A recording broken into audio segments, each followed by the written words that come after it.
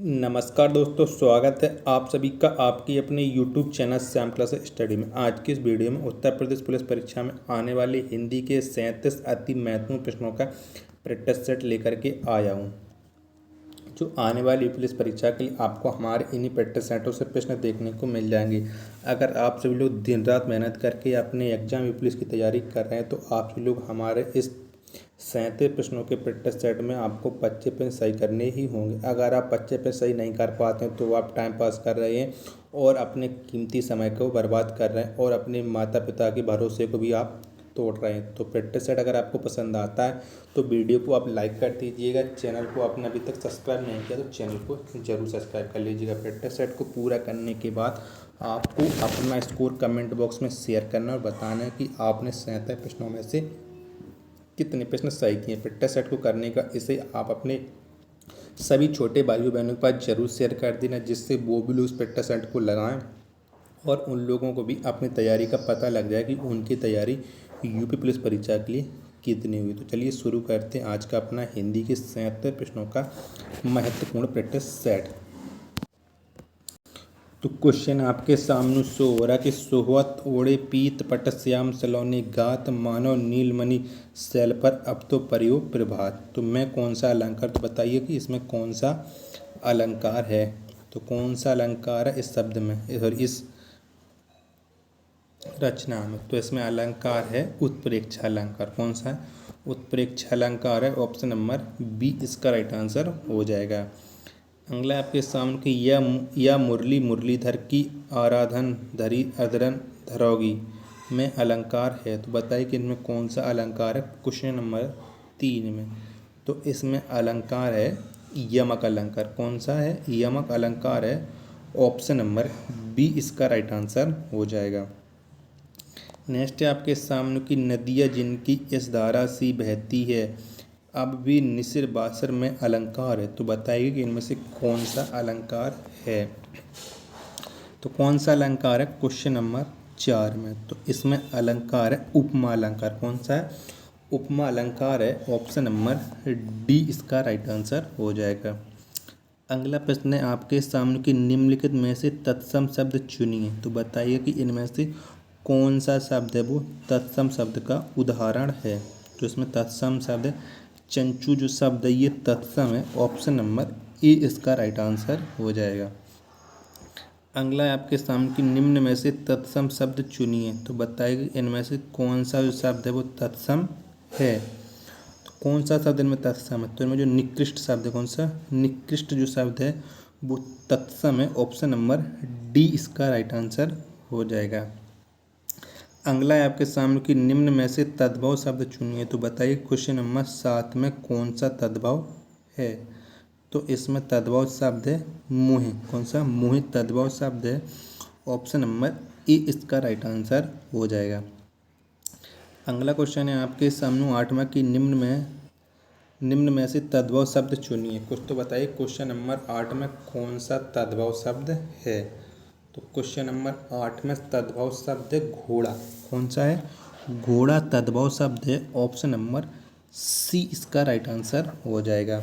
अगला है आपके सामने क्रोध का विलोम शब्द है। तो बताइएगा कि क्रोध का विलोम शब्द क्या होता है। तो आप जानते हैं क्रोध का विलोम शब्द होता है क्षमा। कौन सा? क्षमा होता है क्रोध का विलोम शब्द। ऑप्शन नंबर सी इसका राइट आंसर हो जाएगा। अगला है आपके सामने कि आरंभ का विलोम शब्द है। तो आरंभ का विलोम शब्द कौन सा हो जाएगा ये आपको बताना है। तो क्या होता है? आरंभ का विलोम शब्द होता है अंत। क्या होता है? अंत होता है। ऑप्शन नंबर बी इसका राइट आंसर हो जाएगा। नेक्स्ट है आपके सामने कि अंधेरा का विलोम शब्द है। तो अंधेरा का विलोम शब्द क्या हो जाएगा। तो आप जानते हैं अंधेरा का विलोम शब्द होता है उजाला। कौन सा? उजाला होता है। ऑप्शन नंबर सी इसका राइट आंसर हो जाएगा। क्वेश्चन नंबर 12 में आपको बताना कि हालांकि कैसे लिखा जाता है। तो इसकी शुद्ध वर्तनी कौन सी हो जाएगी। तो क्वेश्चन नंबर 12 में जो शुद्ध वर्तनी हो जाएगी हालांकि। ऑप्शन नंबर सी इसका राइट आंसर हो जाएगा। क्वेश्चन नंबर 13 इसमें आपको बताना है कि शुद्ध अशुद्ध वर्तनी का चयन कीजिए। आपको बताना है कि क्वेश्चन नंबर 13 में अशुद्ध वर्तनी किस में लिखी है। तो किसकी वर्तनी अशुद्ध है। वो छांटी है। तो क्वेश्चन नंबर 13 में जो ऑप्शन नंबर सी है इसकी वर्तनी अशुद्ध है, ऑप्शन नंबर सी इसका राइट आंसर हो जाएगा।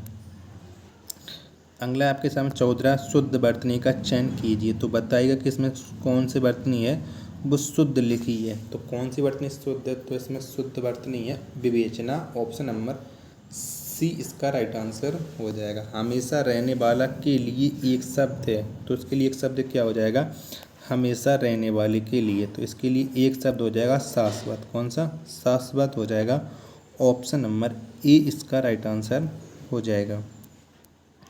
नेक्स्ट है आपके सामने कि जो किसी की ओर से है वाक्यांश के लिए एक शब्द है।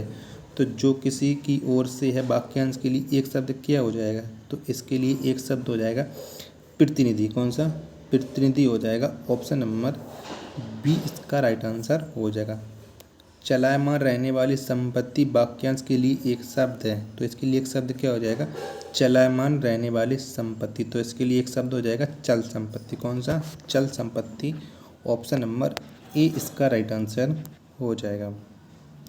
नेक्स्ट है आपके सामने खर पर्यायवाची शब्द है। तो बताइएगा कि खर किसका पर्यायवाची शब्द है। तो खर पर्यायवाची शब्द है गधा का। किसका है, गधा का है, ऑप्शन नंबर बी इसका राइट आंसर हो, सॉरी सी इसका राइट आंसर हो जाएगा। दर्प पर्यायवाची शब्द है। तो दर्प किसका पर्यायवाची शब्द है ये आपको बताना है। तो किसका पर्यायवाची शब्द है दर्प, तो दर्प पर्यायवाची है अहंकार का। किसका है, अहंकार का है दर्प, ऑप्शन नंबर बी इसका राइट आंसर हो जाएगा। दुहिता पर्यायवाची शब्द है। तो दुहिता किसका पर्यायवाची शब्द है ये आपको बताना है। तो किसका पर्यायवाची शब्द है, तो दुहिता पर्यायवाची शब्द पुत्री का। किसका है, पुत्री का है, ऑप्शन नंबर डी इसका राइट आंसर हो जाएगा। अगला है आपके सामने कि पृथ्वीराज रासो किसकी रचना है। तो किसकी रचना है पृथ्वीराज रासो, ये आपको बताना है। तो पृथ्वीराज रासो रचना है चंद्रवरदाई। किसकी है, चंद्रवरदाई की रचना है, ऑप्शन नंबर बी इसका राइट आंसर हो जाएगा। नेक्स्ट प्रश्न है आपके सामने कि त्रिशंकु किसकी रचना है। तो किसकी रचना है त्रिशंकु, ये आपको बताना है। तो त्रिशंकु जो रचना है वो है सच्चिदानंद हीरानंद बादशाह अज्ञे जी की, ऑप्शन नंबर ए इसका राइट आंसर हो जाएगा। भारतीय शब्द का बहुवचन है, तो कौन सा हो जाएगा भारतीय शब्द का बहुवचन। तो आप जानते हैं भारतीय शब्द का बहुवचन होता है भारतीयों। कौन सा होता है, भारतीयों, ऑप्शन नंबर ए इसका राइट आंसर हो जाएगा। नेक्स्ट है आपके सामने कौन सा शब्द बहुवचन है। तो बताइएगा कि इनमें से कौन सा जो शब्द है वो बहुवचन है क्वेश्चन नंबर 24 में। तो इसमें जो बहुवचन हो जाएगा प्राण। प्राण हमेशा बहुवचन में प्रयोग होता है, ऑप्शन नंबर बी इसका राइट आंसर हो जाएगा। नेक्स्ट है आपके सामने शुभेच्छु का समानार्थक है। तो क्या हो जाएगा शुभेच्छु शब्द का समानार्थक। तो इसका समानार्थक होता है शुभाकांक्षी। क्या होता है, शुभाकांक्षी होता है शुभेच्छु का समानार्थी, ऑप्शन नंबर सी इसका राइट आंसर हो जाएगा। सरणी का समानार्थक है। तो सरणी शब्द का समानार्थक क्या हो जाएगा ये आपको बताना है। तो इसका समानार्थक होता है सूची। क्या होता है, सूची होता है, ऑप्शन नंबर डी इसका राइट आंसर हो जाएगा। अनुरक्ति का समानार्थी शब्द है। तो अनुरक्ति का समानार्थी शब्द कौन सा हो जाएगा। तो अनुरक्ति शब्द का समानार्थी हो जाएगा आसक्ति। क्या, आसक्ति, ऑप्शन नंबर बी इसका राइट आंसर हो जाएगा। अक्ल पर पत्थर पड़ना मुहावरे का अर्थ है। तो इस मुहावरे का क्या अर्थ हो जाएगा, अक्ल पर पत्थर पड़ना। तो इसके मुहावरे का अर्थ हो जाएगा बुद्धि भ्रष्ट होना। क्या, बुद्धि भ्रष्ट होना, ऑप्शन नंबर सी इसका राइट आंसर हो जाएगा। नेक्स्ट है आपके सामने अरण्य रोदन मुहावरे का अर्थ है। तो क्या हो जाएगा अरण्य रोदन मुहावरे का अर्थ। तो इस मुहावरे का अर्थ हो जाएगा निष्फल निवेदन। क्या, निष्फल निवेदन, ऑप्शन नंबर सी इसका राइट आंसर हो जाएगा। अगला आपके सामने की अग्नि परीक्षा देना मुहावरे का अर्थ है। तो इस मुहावरे का क्या अर्थ हो जाएगा अग्नि परीक्षा देना। तो इस मुहावरे का अर्थ हो जाएगा कठिन परिस्थिति में पढ़ना। क्या, कठिन परिस्थिति में पढ़ना, ऑप्शन नंबर डी इसका राइट आंसर हो जाएगा। आग लगनते झोपड़ा जो निकला तो लाभ, जो निकला सो लाभ लोकोक्ति का अर्थ है। आग लगन ते झोपड़ा, जो निकला सो लाभ। इस लोकोक्ति का अर्थ क्या हो जाएगा? तो इस लोकोक्ति का अर्थ होता है नुकसान होते होते जो बच जाए वही बहुत है। ऑप्शन नंबर बी इसका राइट आंसर हो जाएगा। अगला है आपके सामने कि आ बैल मुझे मार लोकोक्ति का अर्थ है। तो इस लोकोक्ति का क्या अर्थ हो जाएगा कि आ बैल मुझे मार। तो इस लोकोक्ति का अर्थ हो जाएगा जानबूझकर मुसीबत में पड़ना। क्या? जानबूझकर मुसीबत में पड़ना। ऑप्शन नंबर बी इसका राइट आंसर हो जाएगा। क्वेश्चन नंबर अगला आपके सामने कि हिंदी में शब्दों का लिंग निर्धारण किसके आधार पर होता है? तो किसके आधार पर होता है हिंदी में लिंग का निर्धारण? तो ये होता है संज्ञा के आधार पर। किसके आधार पर? संज्ञा के आधार पर होता है। ऑप्शन नंबर ए इसका राइट आंसर हो जाएगा। नेक्स्ट है आपके सामने क्वेश्चन नंबर 4, स्त्रीलिंग शब्द का चयन कीजिए। तो बताइएगा कि इनमें से कौन सा जो शब्द है वो स्त्रीलिंग है। तो इसमें जो कुटिया लिखा है, कौन सा जो कुटिया लिखा है ये स्त्रीलिंग शब्द है। अच्छा और अच्छी लगाने से स्त्रीलिंग और पुल्लिंग का पता लग जाता है। ऑप्शन नंबर सी इसका राइट आंसर हो जाएगा। क्वेश्चन नंबर 35 में आपको रिक्त स्थान की पूर्ति करनी है 35, 36 और 37 में। उन्होंने हमें कुछ आवश्यक, इसके बाद क्या होना चाहिए? तो आप जानते हैं इसमें होना चाहिए उन्होंने हमें कुछ आवश्यक निर्देश दिए। ये सही बैठेगा। तो ऑप्शन नंबर सी इसका राइट आंसर हो जाएगा। साहित्य जीवन की डॉट डॉट है। तो क्या है साहित्य जीवन की? तो ये है साहित्य जीवन की अभिव्यक्ति है। क्या? साहित्य जीवन की अभिव्यक्ति है। ऑप्शन नंबर ए इसका राइट आंसर हो जाएगा।